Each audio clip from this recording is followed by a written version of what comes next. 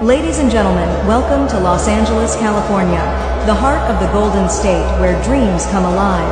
পৃথিবীর সবচেয়ে ধনী এবং বিলাসবহুল শহরগুলোর একটি হল লস অ্যাঞ্জেলেস, যেখানে এক একটি বাড়ির দাম আকাশ ছোঁয়া, বিলিয়ন ডলার সম্পদে ভরপুর এবং বিশ্বের সবচেয়ে প্রভাবশালী মানুষদের আবাসস্থল। অথচ এই শহরটি আজ ভয়াবহ দাবানলে পুড়ছে। এটি যেন এক টুকরো জাহান্নামের চিত্র।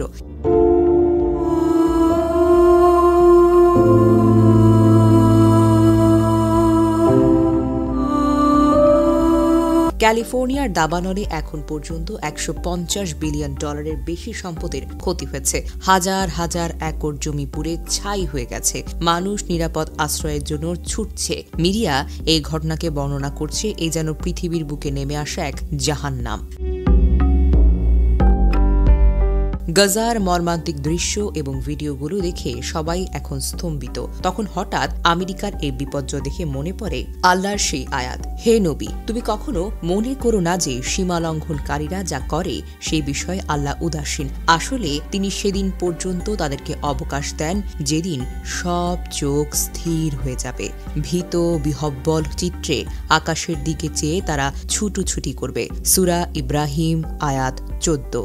গাজায় ধ্বংসাবশেষ ছবি ও ভিডিও দেখে যারা নির্বিকারভাবে থাকত, আজ সেই ধ্বংস তাদের শহরে নেমে এসেছে। ফিলিস্তিনের গাজায় বছরের পর বছর বোমা হামলা, ধ্বংসযজ্ঞ, নিরীহ মানুষের প্রাণহানি ঘটেছে। শিশু, নারী, বৃদ্ধরা তাদের শেষ নিঃশ্বাস ত্যাগ করেছে। গাজায় মানুষেরা শুধু আল্লাহর উপর নির্ভর করত। তাদের বাড়ি ঘর ধ্বংস হয়ে গেলেও ধৈর্য ধরত। তারা জানত জালিমদের প্রতিশোধ একদিন আসবেই আসবে।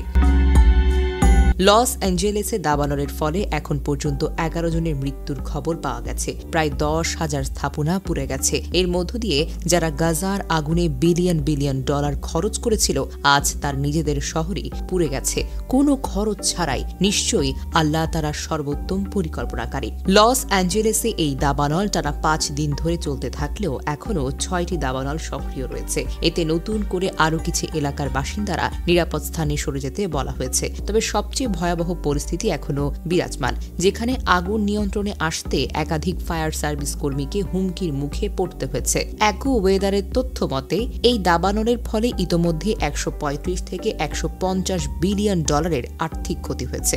শুধু ঘরবাড়ি নয়, লাখ লাখ বাসাবাড়ি বিদ্যুৎ বিচ্ছিন্ন হয়ে পড়েছে। কালো ধোঁয়ায় বাতাসটা দূষিত হয়ে শারীরিক ঝুঁকি তৈরি হয়েছে। এই ঘটনা থেকে একটি গুরুত্বপূর্ণ শিক্ষা পাওয়া যায়, মজলুমের দোয়া কখনো উপেক্ষা করা উচিত নয়।